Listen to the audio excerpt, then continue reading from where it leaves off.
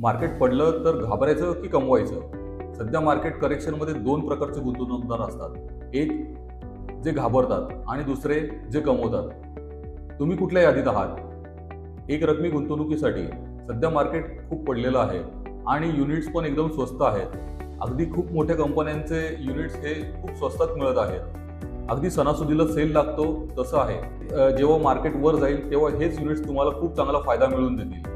बॉटमचा अंदाज लावणं कठीण आहे, पण करेक्शनच्या दरम्यान गुंतवणूक करणं हा खूप चांगला पर्याय असू शकतो.